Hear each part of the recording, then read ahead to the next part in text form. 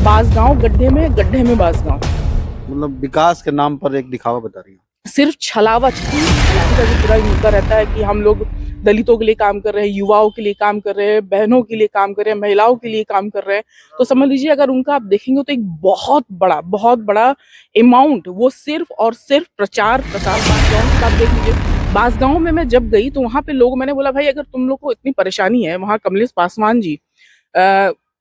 पासवान जी वहां लोगों से मिलते नहीं है। सबसे बड़ी बात तो ये, वहां लोगों से वो मिलते नहीं है। लोग किस परेशानियों से जूझ रहे हैं, क्या कहते हैं लोगों से पूछे भाई आप लोग कमलेश पासवान को ही क्यों वोट क्यों करते हैं आप लोग, आखिर क्या मजबूरी है। हाँ। तो उन्होंने यही बोला कि देखिए दीदी, एक तो अगर हम लोग कमलेश जी को वोट ना करें तो यही लोग कहेंगे कि मानेंगे ही नहीं कि हम लोगों ने किसी और को कमलेश को वोट नहीं किया है, मतलब कांग्रेस को वोट कर दिया। लोग मानते ही नहीं है कि बिरादरी के नाम पे पासी तो पासी को ही देगा।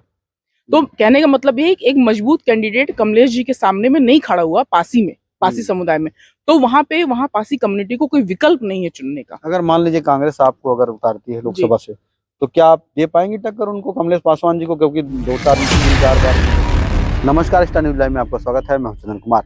हम आज आपको ऐसे शख्सियत से मिलाने जा रहे हैं जो समाज में निरंतर लोगों को, गरीबों से लेकर नीचे दबे कुचले लोगों की हमेशा से मदद करने के लिए हर वो प्रयास करती रहती हैं, जिनका नाम है प्रियंका पासवान। प्रियंका पासवान आती हैं कांग्रेस पार्टी से और एक व्यक्तिगत इनका एनजीओ भी है और समाज की सेवा उसी से करती हैं। हम आज उनसे इसलिए बात करने जा रहे हैं क्योंकि 2024 का चुनाव नज़दीक है और लोकसभा की तैयारियां लगभग पूरी हो रही है और कई पार्टियों ने अपनी लिस्ट भी जारी कर दिया है।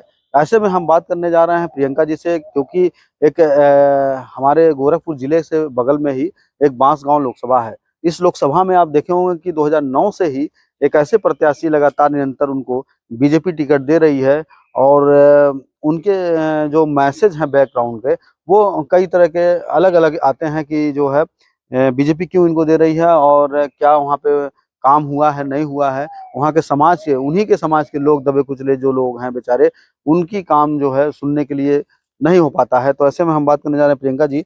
आप गोरखपुर से हैं और आप दिल्ली में भी रहती हैं, तो क्या लग रहा है कि गोरखपुर आई हैं तो कुछ क्या प्लान आपका होगा आगे का, जो आपने समाज की सेवा कर रही है? जी, पहले तो मैं बता दूं, मैं गोरखपुर की ही हूँ। Born and bought up Gorakhpur में ही हुआ है और मैं यहाँ बशारतपुर नाका नंबर 1 में रहती हूँ। मेरी पढ़ाई कवा बाग में हुई है, जहाँ पे कमलेश पासवान मेरे सीनियर हुआ करते थे। और डीवीएन पीजी से मैंने ग्रेजुएशन किया है और बनारस हिंदू यूनिवर्सिटी से मैंने पोस्ट ग्रेजुएशन किया है।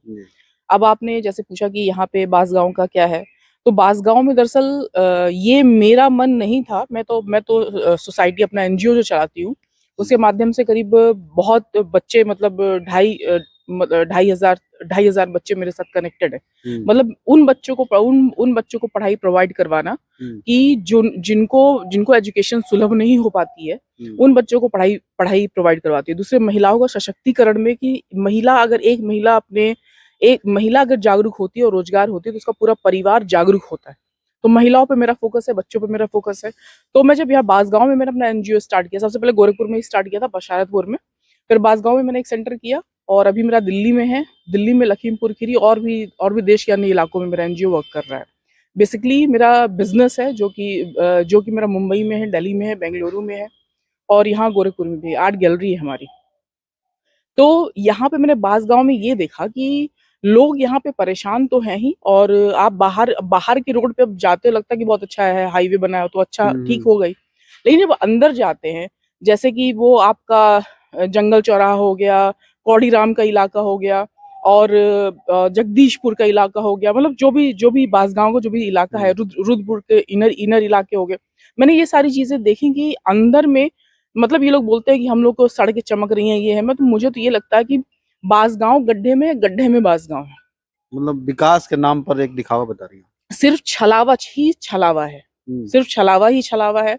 और जो ये मुद्दा ये करते हैं, बीजेपी का जो पूरा मुद्दा रहता है कि हम लोग दलितों के लिए काम कर रहे हैं, युवाओं के लिए काम कर रहे हैं, बहनों के लिए काम कर रहे हैं, महिलाओं के लिए काम कर रहे हैं।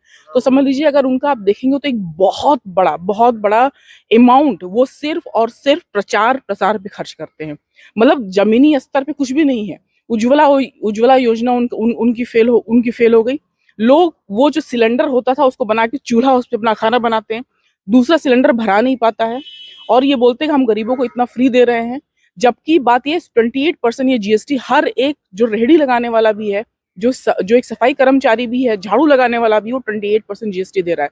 ये पहली बार हुआ होगा देश के लोकतंत्र, हमारे जब लोकतंत्र के इतिहास में, कि रोटी पे टैक्स लगा, आटे पे भी टैक्स लग गया। अब बांसगांव की बात देख लीजिए। बांसगांव में मैं जब गई तो वहां पे लोग, मैंने बोला भाई अगर तुम लोग को इतनी परेशानी है, वहां कमलेश पासवान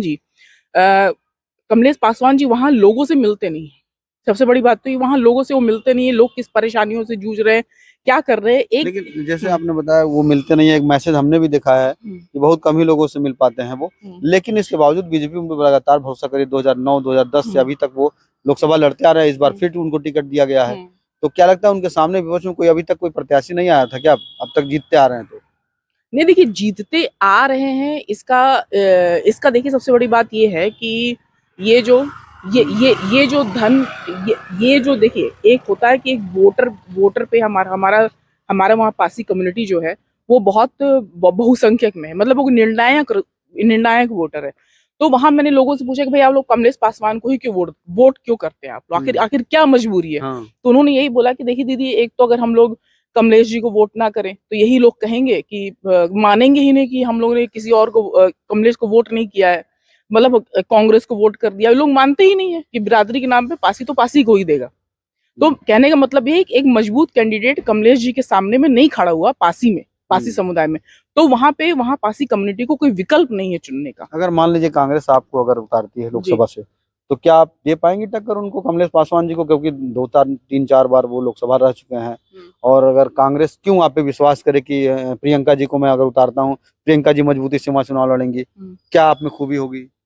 देखिए सबसे बड़ी बात तो ये है कि मेरा जो निर्णय है पॉलिटिक्स में आने का, वो मेरा निर्णय नहीं है बल्कि लोगों का निर्णय है। क्योंकि जिस हिसाब से लोगों ने काम मेरा देखा कि जो इंसान अपने पैसे से इतना ज्यादा काम करता है, अगर उसको पॉलिटिकली, जो एमपी का पावर बहुत होता है, वो लोगों की और बेहतर मदद कर सकता है। तो वो लोगों का है कि आप दीदी ये इलेक्शन लड़िए, आप एमपी बनिए, आप कमलेश पासवान से ज्यादा वोट ले आएंगी और हम लोग आपके साथ हैं, और हम लोग बिल्कुल परेशान हो चुके हैं उनसे। तो एक तरह से तो एक पूरा दलित समुदाय, और इवन ये भी कह लीजिए ब्राह्मण समुदाय, जिस हिसाब से उनके ऊपर अटैक हो रहा है, और कुछ भी कह लीजिए, अगर हम जाति की बात नहीं भी करते हैं, तो वहां पे जो हमारा जो युवा है आज बेरोजगारी की चपेट में आ गया है बिल्कुल। और बेरोजगारी में शिक्षा इतनी महंगी हो गई है, तो मतलब ले दे के बीजेपी ये काम करती है, पहले तो शिक्षा से वंचित कर दो, फिर शिक्षा से वंचित होगा तो रोजगार क्या मिलेगा, फिर आखिरी ऑप्शन होता है कि 500 रुपए में हमारे बच्चों को तलवारें पकड़ाई जाती हैं, हिंदू मुस्लिम के नाम पे दंगे करवाए जाते हैं। तो ये जब सारी चीजें होती हैं, तो वहां के लोगों ने मैंने लोगों को यही बोला, भाई मतलब सबसे बड़ी परेशानी वहां पे युवाओं की है, महिलाओं की है कि महिलाएं सुरक्षित ही नहीं है। एनसीआरबी की रिपोर्ट जो है, मतलब यहाँ पे जो हमारे यूपी में महिलाओं के ऊपर अत्याचार मतलब इतना ज्यादा बढ़ गया है, 70% तक हो गया है। दलितों का अगर आप देख लीजिए, तो अभी आप कानपुर घाटमपुर की घटना देखिए, दो बच्चियों के साथ कैसे सुलूक हुआ। एक दलित बच्चे के साथ में वो पुलिस की गोलियों से मार दिया जाता है। तो यहाँ पे सेफ कौन है? सेफ ही नहीं है कोई। ये लोग झूठ मूठ का करते हैं।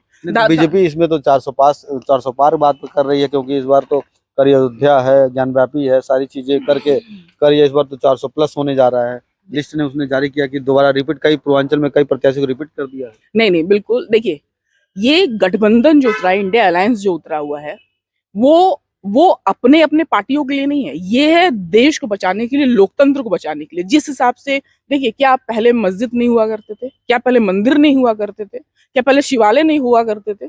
लेकिन अभी जो लोगों को पूरा मूर्ख बना करके, धर्म एक अफीम है, मैंने कभी पढ़ा था, लेकिन आज मुझे बिल्कुल वही देखता कि धर्म एक अफीम है जिसमें लोगों को डुबो दिया गया है, चटा दिया गया है, और उसमें वो मर रहे हैं, आपस में ही लड़ के मर रहे हैं। देखिए नेट हर बच्चे के हाथ में मोबाइल है। अब वही बोलते ना, काम क्या कर रहा है? तो दिन भर नेट देख रहा है, चला रहा है, फील ही नहीं होता कि वो बेरोजगार है। बात है बेरोजगार है। जब रोटी पेट में भूख दौड़ेगी, तब वो निकलेगा बच्चा। जब बाप, जो कांग्रेस के टाइम पे एक ही मतलब समझ लीजिए एक ही जनरेशन जो नौकरी पेशा कर पाई, उसके बाद में नौकरी निजीकरण करके सबका, कोई भी धर्म जाति का हो भारतीय, चौपट कर दिया सबका अगर भविष्य। अगर आप बांसगांव से प्रत्याशी बनाई जाती हैं तो क्या प्राथमिकता होगी सबसे पहले बताइए? देखिए, सबसे पहले प्राथमिकता तो मेरी युवाओं पे ही होगी, और दूसरा यहाँ पे जो बाढ़ की स्थिति हमेशा बहुत भयंकर रूप ले लेती है, उस चीज पे भी देखा जाएगा कि इस चीज से कैसे निपटा जा सके। और मैं ये बिल्कुल समझती हूँ, एक जो एमपी होता है उसके अंदर इतनी ताकत होती है, इतनी पावर होती है कि अपने लोगों के लिए, मतलब अपने क्षेत्रवासियों के लिए, वो अपने क्षेत्रवासी महिलाओं के लिए, युवाओं के लिए, बुजुर्गों के लिए, बच्चों के लिए, हमारे जो भविष्य है उनके लिए अच्छा काम कर सकता है। तो मैं ये पूरा वो काम करूंगी। और निश्चित रूप से बांसगांव जो मुझे आज दिखता है कि वाकई लोग वहां पे निराश है, परेशान है, उनको उस निराशा और उन परेशानी से निकालने का पूरा प्रयास करूंगी। जी धन्यवाद आपका।